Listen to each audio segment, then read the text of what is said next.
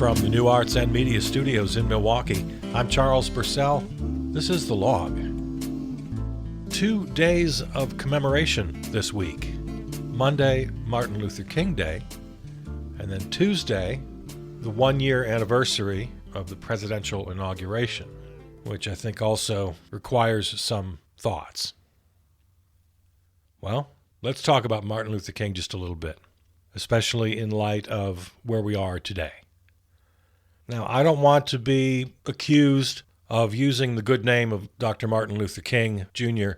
to advance my own personal political agenda. But that's exactly what I'm going to do, because that's what the facts bear out. Martin Luther King Jr. was a disruptor. He participated in civil disobedience. For all of his nonviolence preaching, he never once confused nonviolence with being passive. He never took that to mean that we can't disrupt the system. These are the things that I'm always preaching, largely, I assume, because of what I knew and learned about Martin Luther King and his teaching. I'm old enough to remember Martin Luther King. Now, I was just a kid, but I was a strange kid. I was obsessed with the news. I was obsessed with politics, with social issues. At 8, 9, 10 years old, I was soaking it up and asking questions. And I saw Martin Luther King on television, and I remember the night he was killed. And I remember the day after he was killed and how I felt. I had just turned 10 years old, about 3 weeks before Martin Luther King Jr. was shot on April 4th, 1968. One of the things I knew at the time, as a 10-year-old, was how much people hated Martin Luther King. At least half the country loathed him. He was a radical. He was going to cause a race war. That's the conversation I was hearing in my small town. When he came out so strongly against the Vietnam War, I was right there with him. Another reason people hated him. He was siding with the enemy, for God's sakes. He was putting American troops, American boys in danger. My God, if you weren't around, or if you haven't read the history, you have no understanding of how much the nation hated Martin Luther King. A radical, a socialist, a communist.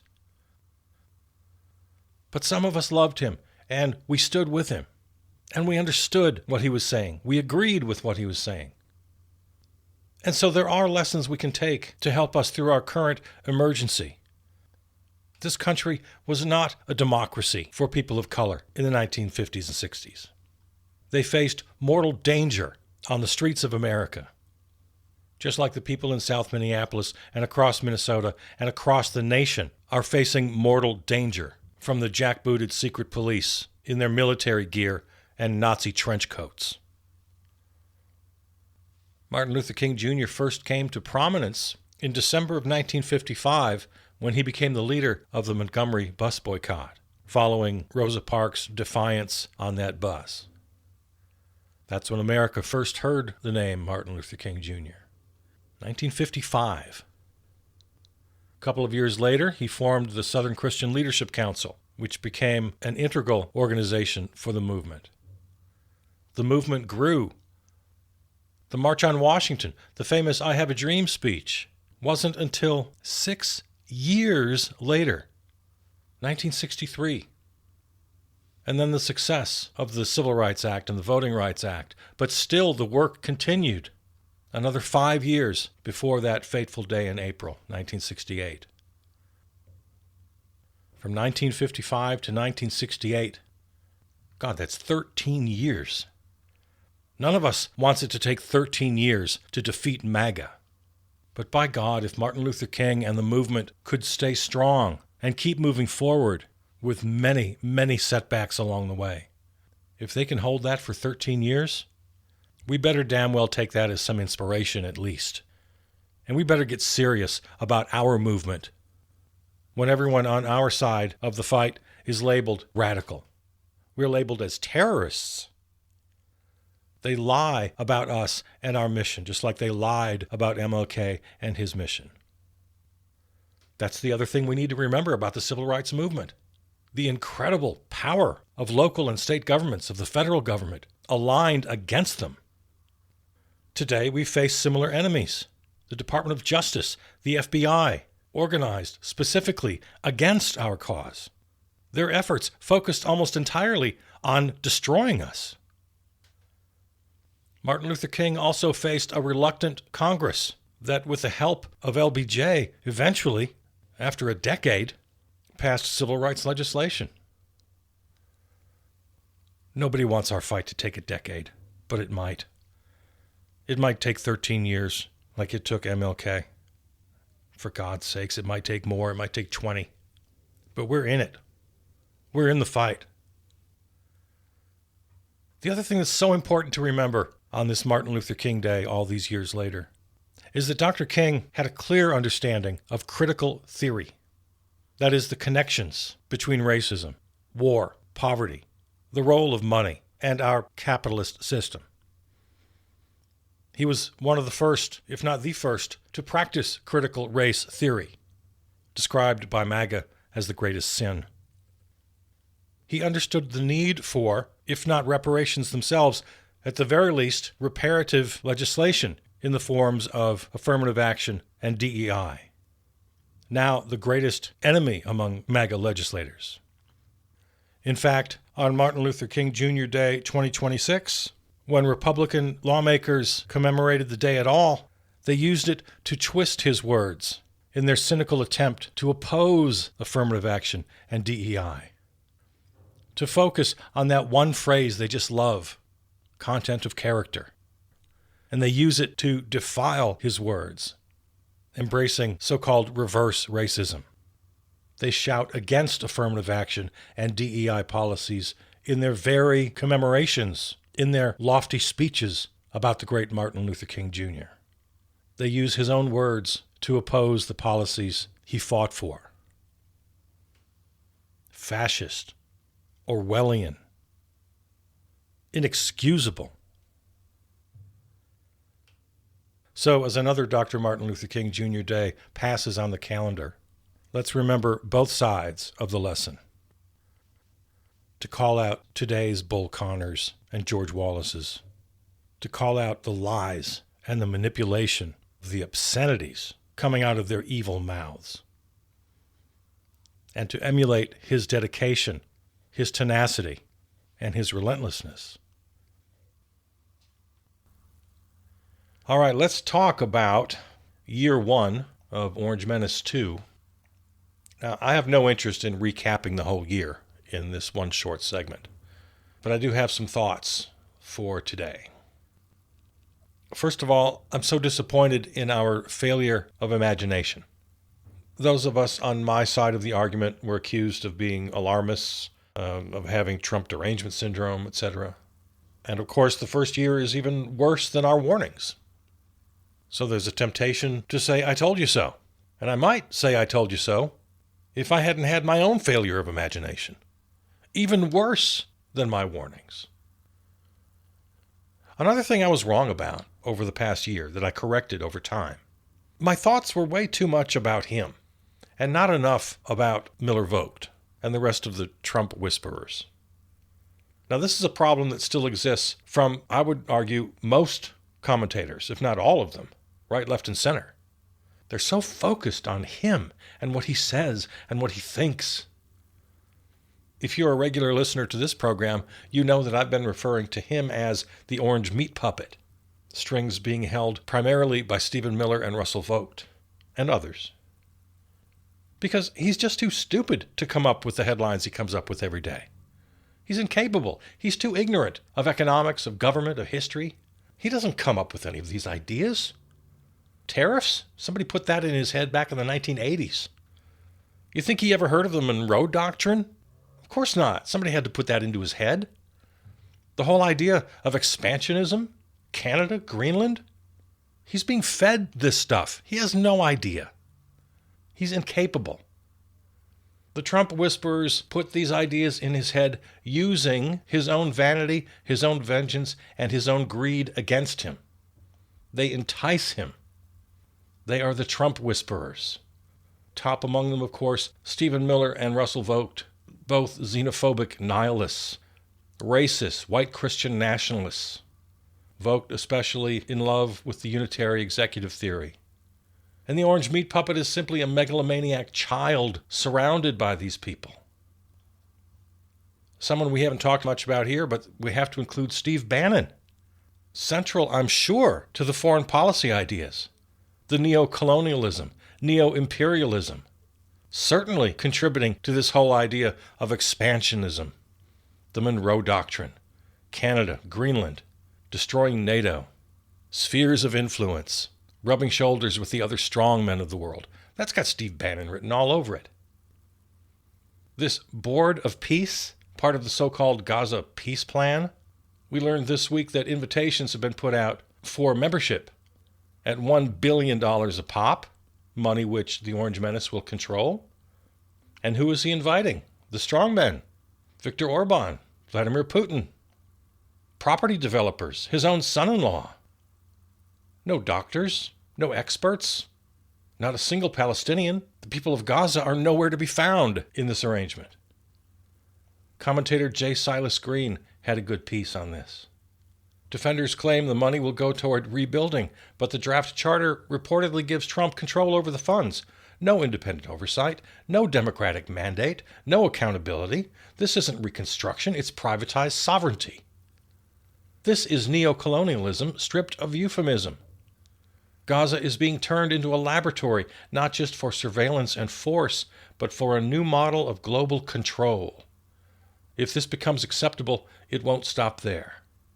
This isn't peace, it's empire with a price tag.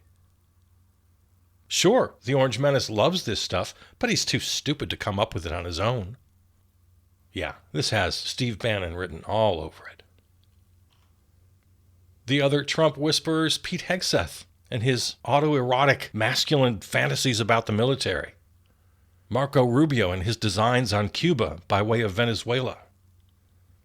And then MAGA media, Fox and America One, and I forget, there's half a dozen of them now, putting ideas into his head every night. They know what they're doing. He alone is their primary audience. And I would include in the whisperers even mainstream media, who continue to cover him as though he's an actual legitimate president, offering him respect that he clearly hasn't earned, but absolutely does not deserve. The Republican Party is MAGA writ large. They all know better, and yet they cave for personal and political power. Centrists, people like Alyssa Slotkin, the mad radical centrists, people like John Fetterman, the feckless Democratic leadership of Chuck Schumer and Hakeem Jeffries in their own way, whispering into the ear of the orange meat puppet, reinforcing the lessons day after day on how to defeat them. I mentioned once before that classic Twilight Zone episode with Billy Mummy, the little boy, who has the power to destroy the adults of the town, and so they cater to his every whim. They flatter him. They pretend everything's fine. Yeah. The orange meat puppet is the Billy Mummy of that Twilight Zone episode. And those of us on our side, crying out for years now, but especially through this past year, that the only way to stop the regime is to define it accurately and to stand up against it. You don't let a bully take your milk money, because tomorrow he's going to take your lunch money, and the next day he's going to take your whole allowance. No. You punch a bully in the face. If you give in to a blackmailer, if you pay him off, the blackmailer keeps raising the ante. Aren't these simple lessons we should have learned in childhood? So how does that translate to our current situation? Well, it means, as I've been calling for years, you shun him, quite literally. You don't return his calls. You don't respond. You don't look him in the eye. If he walks in the room, you turn your back and you walk out. I'm talking literal shunning from every person who cares about decency. From the lowest intern to senior staff, members of Congress, corporate CEOs, other heads of state. Call him out for what he is. Shun him. Ridicule him. Divest. Disassociate. Name him as your enemy. Call him what he is. Kudos to the Catholic cardinals this week. Good for you, speaking out. Whole nations, especially what's happening this week, the text exchanges between world leaders regarding Greenland. When are the nations of the world just going to stand up and just say no? Tear up your trade agreements. Tear up your defense agreements. Close U.S. military bases. Send the soldiers home. Do you think this sounds extreme? Well, what can be more extreme than the behavior of the regime over this past year? Whole nations need to end this relationship. The United States of America can be welcomed back into the community of nations when, and only when, we exile MAGA permanently. And then we come back as one of many. And I, for one, will be thrilled to lose the U.S. special status as this so-called indispensable nation. That ran its course long ago. You know, Heather Cox Richardson, who everybody loves, and I admire her, she had a piece this week. I just want to focus on this one passage. In just a year since his second inauguration, Trump has torn apart the work that took almost a century of struggle and painstaking negotiations from the world's best diplomats to build. Since World War II, generations of world leaders, often led by the United States, created an international order designed to prevent future world wars. They worked out rules to defend peoples and nations from the aggressions of neighboring countries and tried to guarantee that global trade, bolstered by freedom of the seas, would create a rising standard of living that would weaken the ability of demagogues to create loyal followings. This is the so-called rules-based international order that centrists love. Now, I'm not saying that what she said isn't true. It's what she omits. Because this same world order, these same rules, this system that puts the United States in this special position, also was the overseer of a century of neoliberal exploitation of the global South. And for the last 50 years, a shockingly rapid redistribution of wealth from the bottom 90% to the top 1% in the global North. So this system, this rules-based international system that everyone applauds, created a big old middle class for the global North, kept a certain amount of peace for the global North. For most of this history she's talking about, the system fought tooth and nail against racial and gender equity.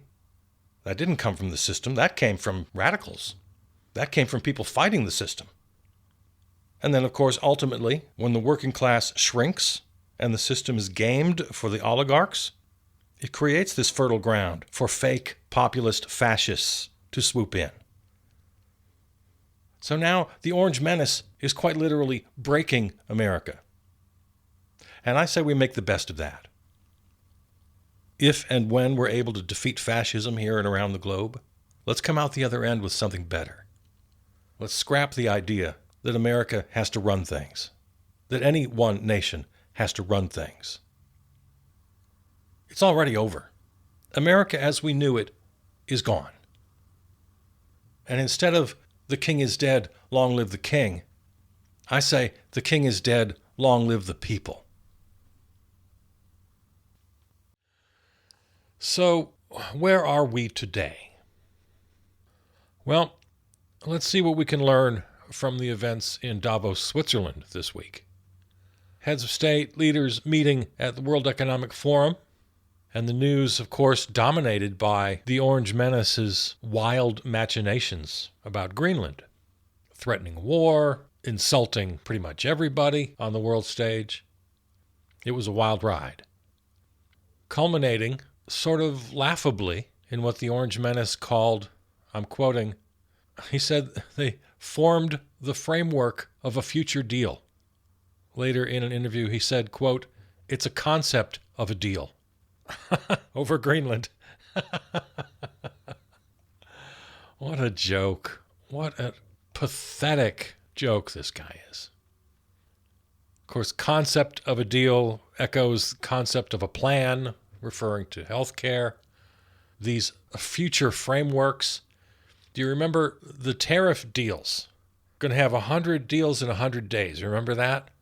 And none of them happened. They all turned out to be frameworks of future possible agreements.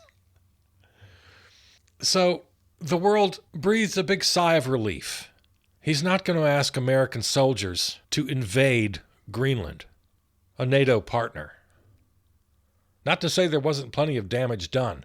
Oh, there was plenty of damage done. This doesn't heal things by a long shot.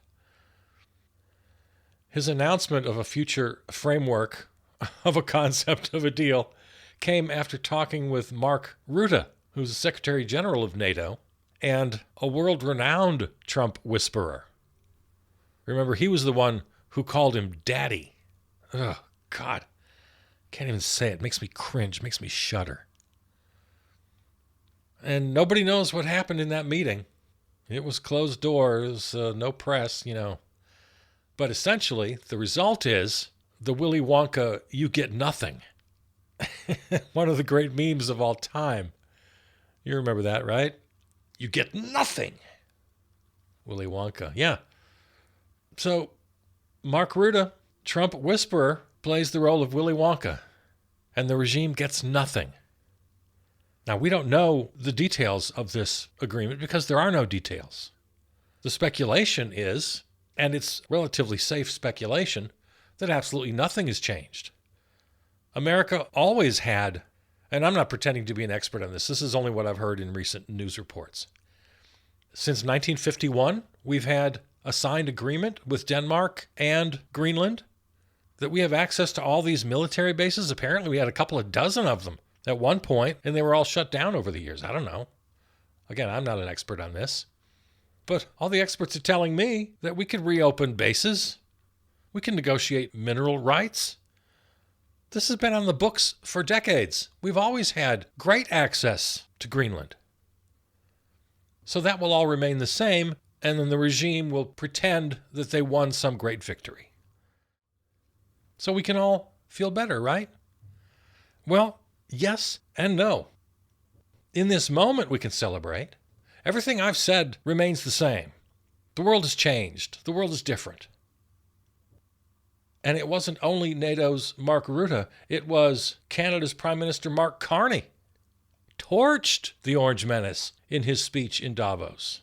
Carney made it clear that Canada is building for a future without the United States, adapting economically. The United States is no longer a trusted partner. Yeah, the world has changed. Absolutely. The good news over Greenland this week doesn't change any of that. I'll throw another pop culture reference at you. When I heard Carney's speech, it reminded me of the character Elaine in Seinfeld, in the infamous Soup Nazi episode. The final scene, when she yells at the Soup Nazi, holding his recipes in her hand. It's over for you, Soup Nazi. Next! Yeah, that was Mark Carney. Mark Carney is the Elaine in this scenario. We're on to your game, little tiny hands, orange meat puppet. We're not afraid of you anymore. We can make our own soup. So yeah, this week was a wild ride. And as always, many things are true at once. This regime, this fascist, orange, Miller-voked regime has changed the world, and there is no going back. The regime is deadly dangerous. As much as they bluster and juke and fake, they are capable of doing heinous things. We've seen it. Many things can be true at once. They can be stopped. We've seen that too. Can call their bluff. Again, it doesn't make them any less dangerous. Don't let that give you solace. We have to remain vigilant. The other thing that's true is that the power of the regime, and especially the power of that one singular orange meat puppet, relies on fear. Our fear, the fear of the rest of the world. It also, importantly, the power of the regime relies entirely on the Republican Party of the United States. So, listen, GOP, you are now on the clock.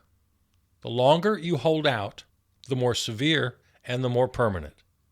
The damage to the world economy, international relations, culture. The Republican Party, listen to me. You have the power in your hands. You could end this if you just did the right thing. Impeachment and removal. There are 100 reasons that justify it. You could do that in under a week. Because waiting for the midterm elections is just too far off. Way too much damage can be done between now and then. And as I've said 100 times, they're doing everything they can to rig the 26 elections. And if he had the power to do it, he'd cancel them altogether. He's certainly going to have troops in the streets. You know that. You know he's going to target swing districts, and he's going to intimidate voters with military troops. You know he's going to do it. So Republicans, if you have remaining an ounce of decency in your soul, join with the Democrats to impeach and remove the whole lot of them. Because if you can't do it, if you're unable to do it, if you can't meet this moment, well, then it's just over for you. America will have no choice. We must isolate, expel, and expunge all remnants of the Republican Party. If you cannot disassociate from MAGA, then you are MAGA. And then after impeachment and removal, we have to prosecute everybody. Elon Musk and his dodgy boys. They broke American law, spit on the Constitution, and now we know from recent reporting that they were diddling with Social Security data, sharing it with vote riggers, just as we suspected. Yeah, everybody here needs to meet the full weight of the American legal justice system. Top generals of the regime, Stephen Miller, Russell Vought. The inner circle, Witkoff and Kushner. Chief lawbreaker herself, Pam Bondi, and her lackey Kash Patel. The entire high command, Pete Hegseth, Mark Rubio, for their war crimes. Kristi Noem and her enforcers, Greg Bovino, Tom Homan, and all their ICE and CBP henchmen, including Jonathan Ross, the murderer of Renee Good. No less than the removal and prosecution of every damn one of them is acceptable. But right now, today, as we speak, we're back to the playbook. We have to force the hand of lawmakers, flood them with letters, calls, bodies on the streets. Shut down all business as usual, sit-ins, occupations, work slowdowns, stoppage. Refrain from all buying. Purchase essential items only for the duration. All corporate goods and services canceled. Streaming services, commercial banks. Boycott and divest from everything that brings profit to the oligarchs. There are actions, there are walkouts, there are marches, there are boycotts happening everywhere, every day. And if you're part of that movement, I thank you. Now we need your neighbors to join you.